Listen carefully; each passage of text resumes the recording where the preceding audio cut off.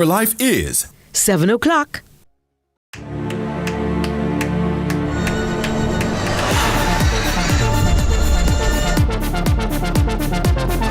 Oh, brilliant action here at Extreme E.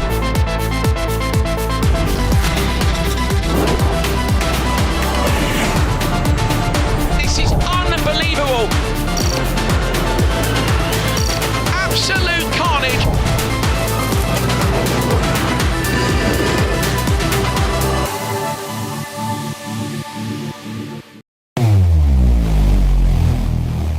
Where it all begins. The quest to become great. Inspired by those who went before them, these four boys dream of playing in the ISA schoolboy football competitions. Will he score this for Casey? Will he score? It's a shot, it's a goal! And it's a shot, and it's a goal! And Casey has won the Manning Cup, and they will play Clarendon College in the Olivia Shield. Let's delve deep into the issues. We'll take you beneath the surface. Greetings and salutations. My name is Orville Higgins, and it's another edition of Fan Central. Talking to the people at the heart of the top sporting stories. Hear from your favorite sportsmen and women and the administrators who work tirelessly to make it all happen. It's live sports talk.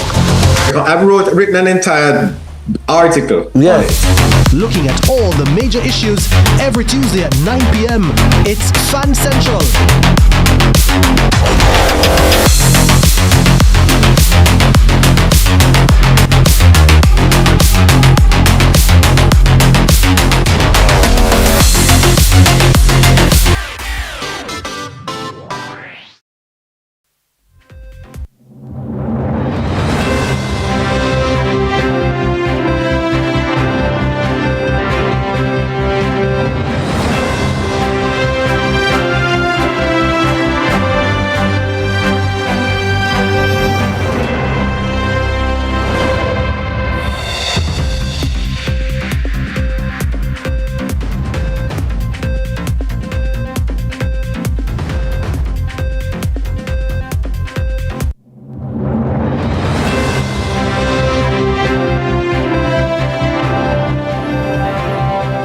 Tonight in CVM News at 7, security forces in St. James assure business operators not to fear robbery syndicate. St. Mary escapee urged to turn himself in to police. TPDCO refutes Negril roundabout speculation. And decision 2025 financing submissions due by October 15. While in sports, Captain Andre Blake returns to Reggae Boys World Cup squad.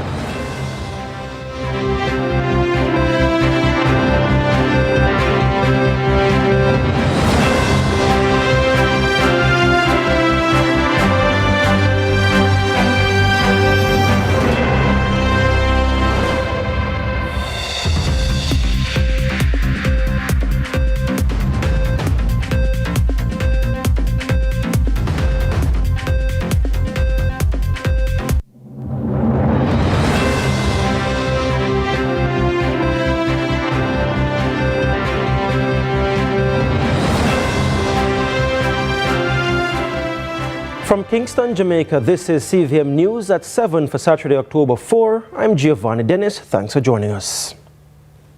Police in St. Mary are urging 29-year-old Herbie Ballantyne, who also goes by the name Junior Ballantyne, to turn himself in to the nearest police station immediately. Ballantyne escaped police custody at about 5:15 p.m. on Friday. It's reported that a police team was investigating complaints of noise from a bar in Fraserwood district in St. Mary when they heard explosions sounding like gunshots. The team reportedly went to investigate and were led to a wake in another section of the community.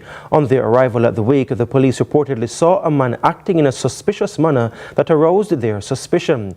The police team attempted to accost him, but he fled. The police team conducted an operation at a house in the community in a bid to further their investigations. However, he reportedly attacked a member of the team with a knife and was shot. He was arrested and transported to hospital for treatment. Ballantyne was being interviewed by personnel from Indicom while at the hospital and was released into police custody. It's reported that he escaped by overpowering Indicom personnel and also police personnel when they removed his handcuffs to allow him to affix his signature to the statement collected. Persons in and around Port Maria and Highgate are asked to be on the lookout for any strangers in their communities and are encouraged to call the police immediately. Family members and friends are being reminded that it is an offence to harbour an escapee and are advised to make contact with detectives at the Port Maria police station to make arrangements for Ballantyne's peaceful surrender. Now the contact number is 876-994-9873. Meanwhile, investigators are continuing their investigation of the incident, which also saw the arrest of a man who was at the house with Ballantyne and the seizure of 3 imitation firearms. Police in St. James have launched yet another operation, this time with an ambitious end result, quote, to end badness and criminality in St. James for good. Details from Damien Phillips.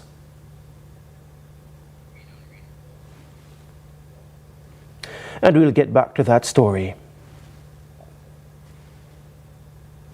In light of recent public commentary and stakeholder concerns about the tourism product development company TP Didco is reaffirming, and well, that should actually be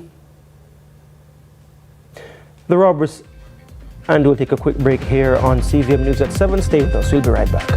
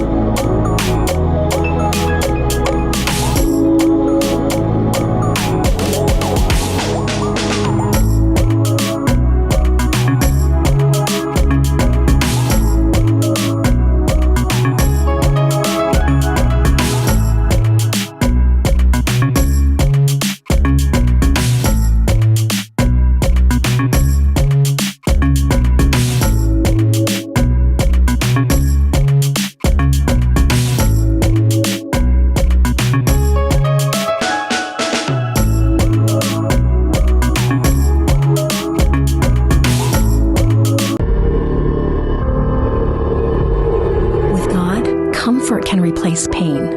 Peace can replace turmoil. Hope can replace sorrow. God loves you. God hears you. God speaks to you in your thoughts, in your heart, and through living prophets. Come, hear the words God has for you.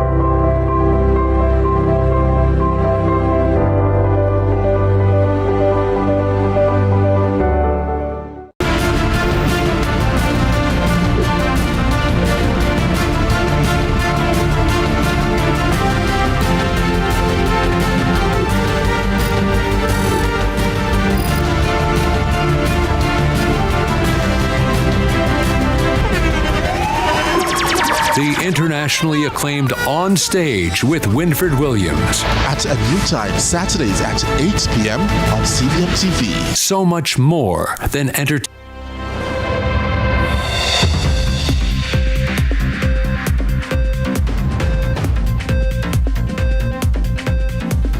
Welcome back to CVM News at 7, and we return to that earlier story where police in St. James have launched yet another operation, this time with an ambitious end result, quote, to end badness and criminality in St. James for good, end quote.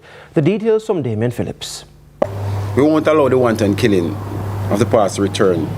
It's not coming back. Murders and shootings across the St. James Police Division on the decline. Lawmen say there is a decrease of 57.3% in murders when looking at the numbers last year this time.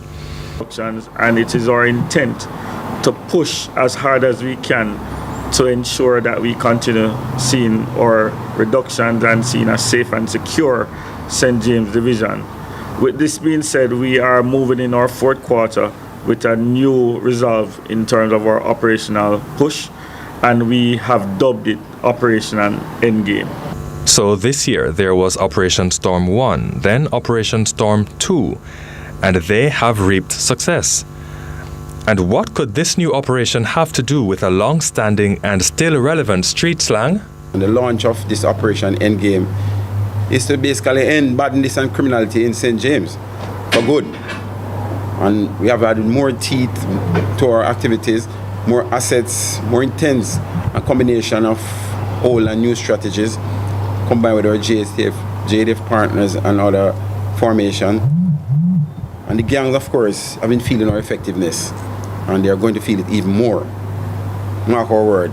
A tactical and all-inclusive approach of fighting criminality. Lawmen believe criminals are beginning to get the message, especially when the consequences are being seen and felt.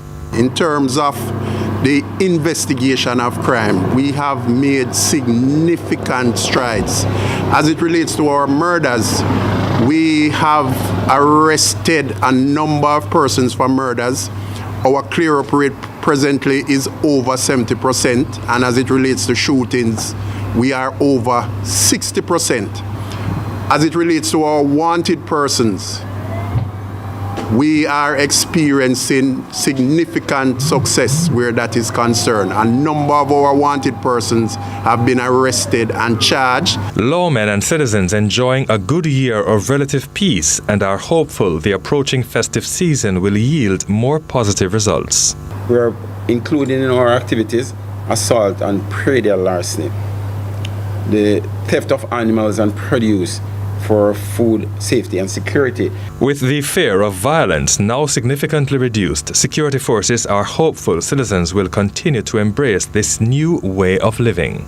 Whilst some gangs have splintered and some persons have migrated and others are all over the place, our aim is to continue our pursuit of gang members to ensure that residents don't see them as anybody that they should harbor around, as it only hampers their trust for a safe community. For CVM News, I'm Damon Phillips.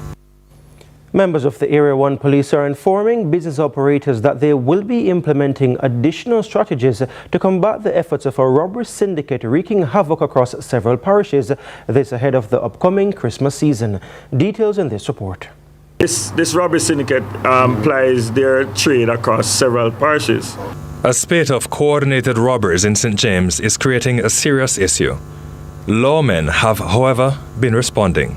Through operations and investigations, we have been able to make a significant dent.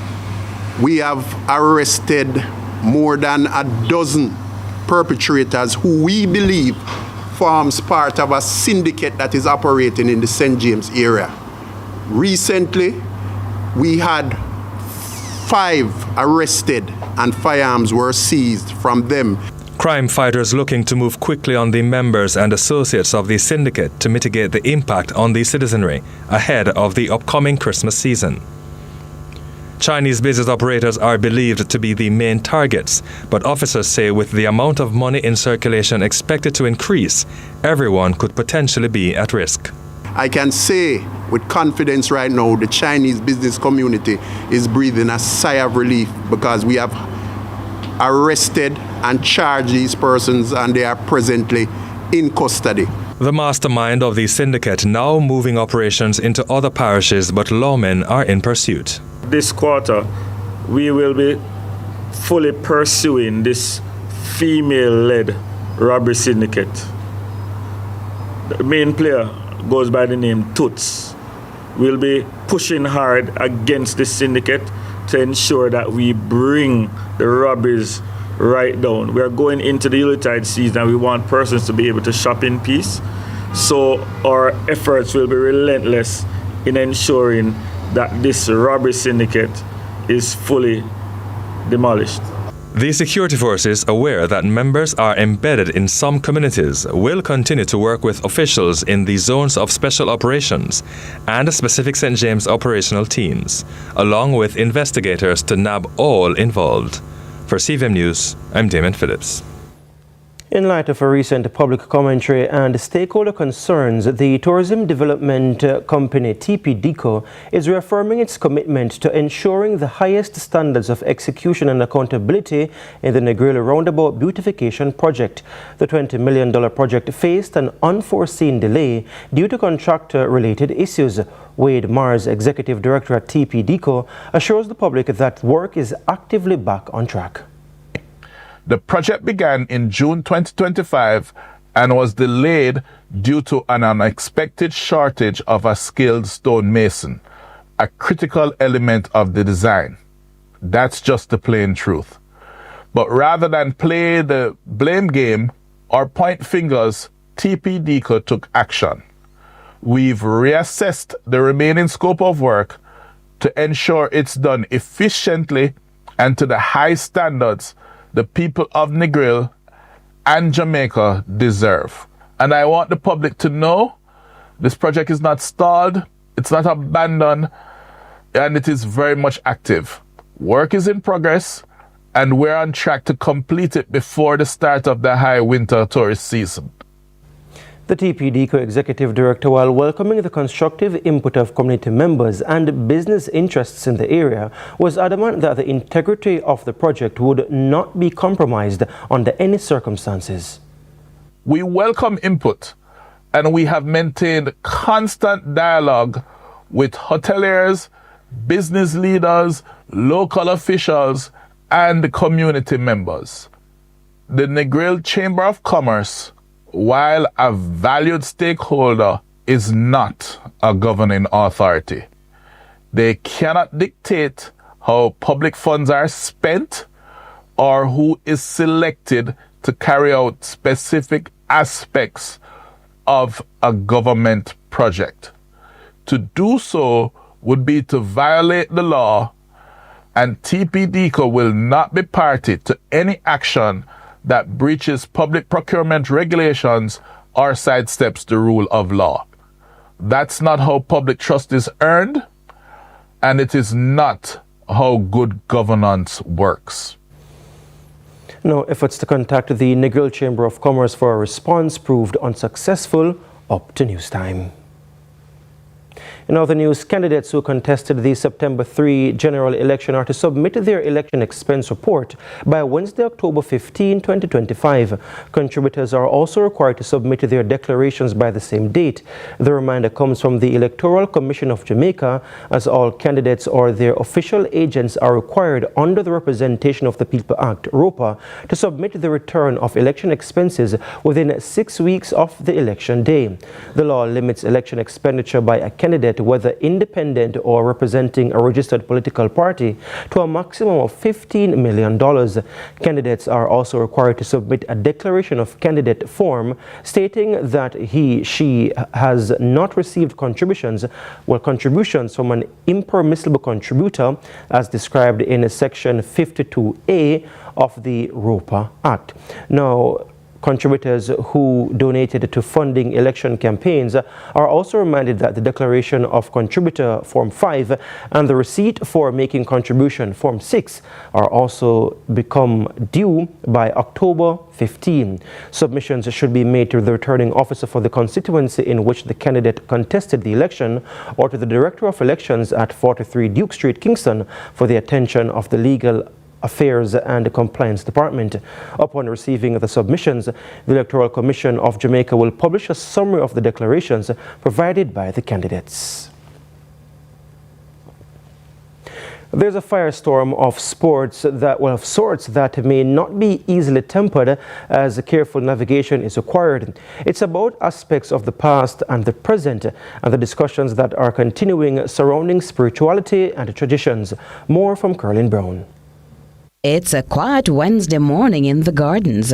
Ms. Joan has prepared the grounds before a weekly 4-hour worship session led by Miss Bless gets into high gear under the sycamore tree. I realize the place is just extremely clean and nice. Because God don't show wine into dirty vessel. This tree is symbolic of strong spiritual significance, as are many other African cultures and traditions.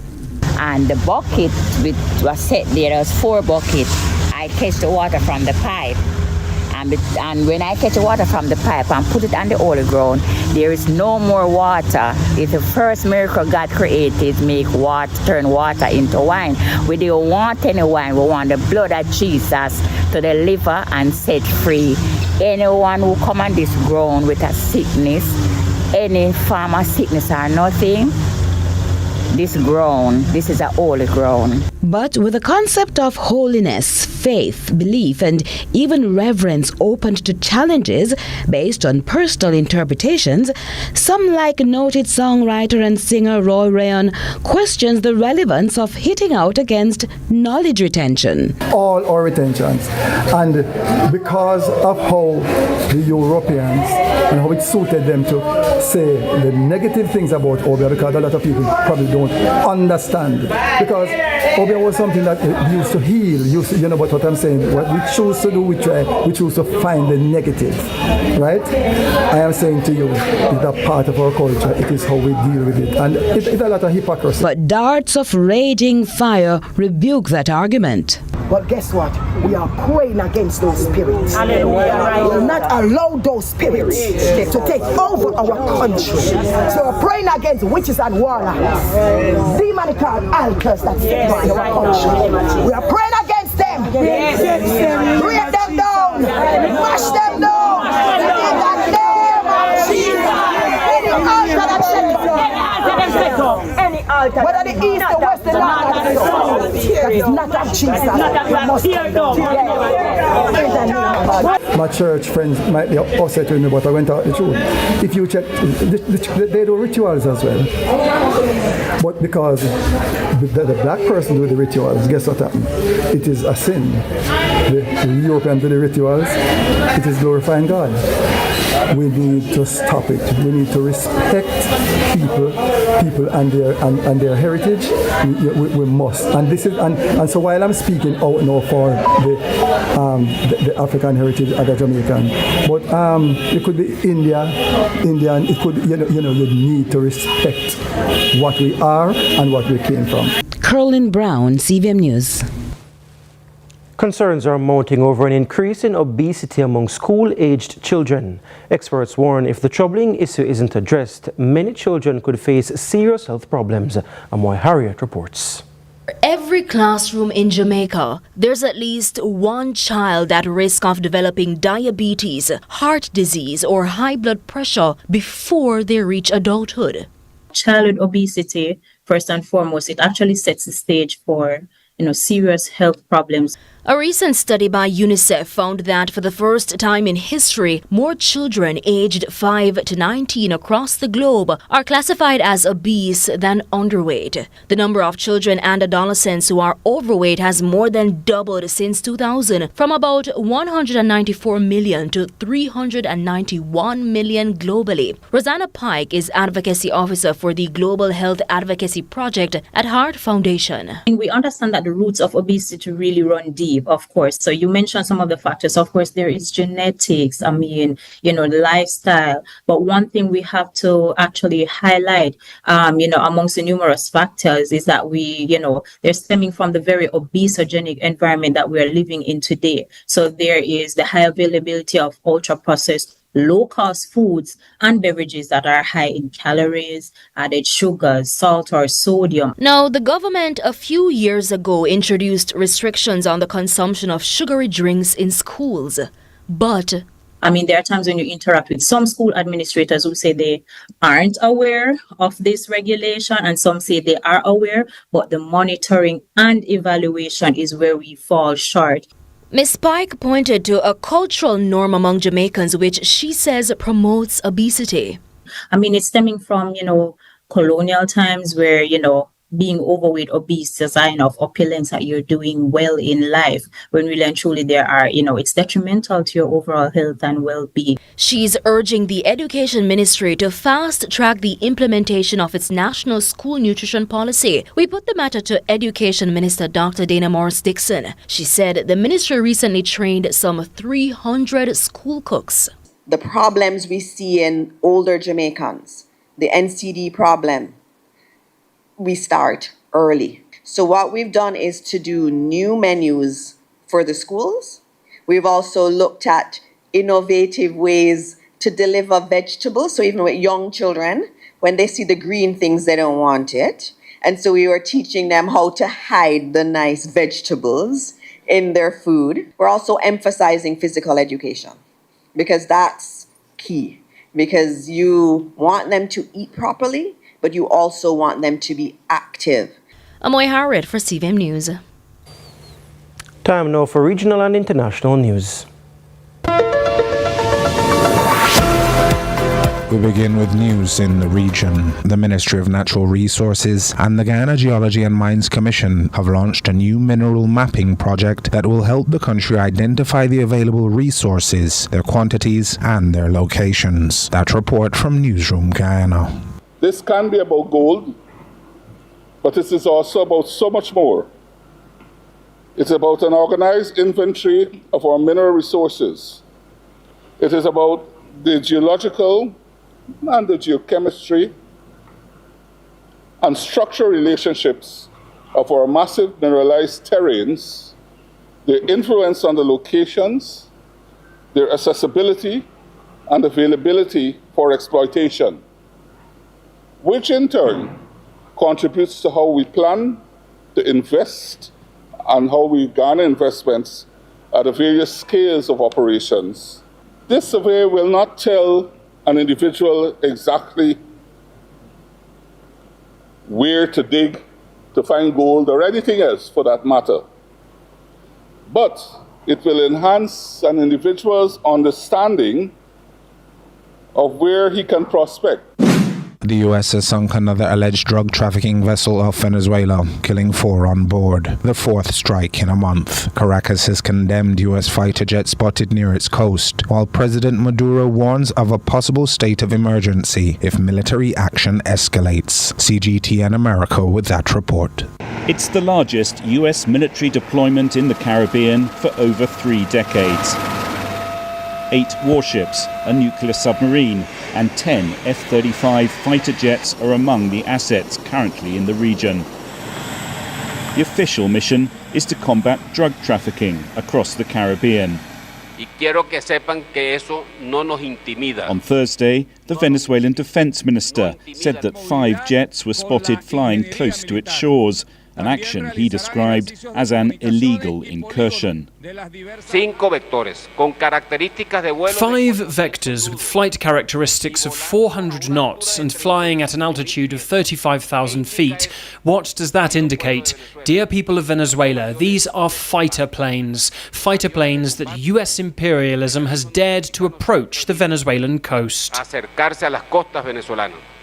On Friday, the US announced it had sunk another alleged drug-running boat in the Caribbean off the coast of Venezuela, killing the 4 men on board. This is the 4th such boat the US has struck in the last month. And in international news, Israel's army said it would advance preparations for the first phase of US President Donald Trump's plan to end the war in Gaza and return all the remaining hostages. We turn to France 24. After 2 years of death and devastation, there is a slither of hope the war could end. But much is uncertain. Following an explicit order from the US president to stop the bombing, the Israeli Prime Minister's office announced Saturday that it is preparing to end its aggressive activities. In light of Hamas's response, Israel is preparing to immediately implement the first phase of Trump's plan for the immediate release of all hostages. Hamas on Friday partially agreed to the plan put forward by Donald Trump and Benjamin Netanyahu last week. Pivotally, they have said they will hand over the remaining 48 hostages, some 20 of whom are believed to be alive. They are to be exchanged with 250 life-sentence Palestinian prisoners, plus 1,700 people from Gaza who have been detained by Israel since October 7th. However, the group says details need to be worked out.